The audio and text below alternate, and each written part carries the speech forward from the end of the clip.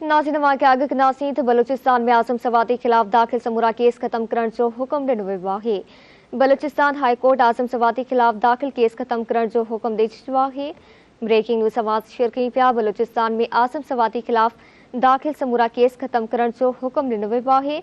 Balochistan high court आज़म सवाती खिलाफ दाखिल case खत्म करण जो हुक्म ॾेई छॾियो आहे।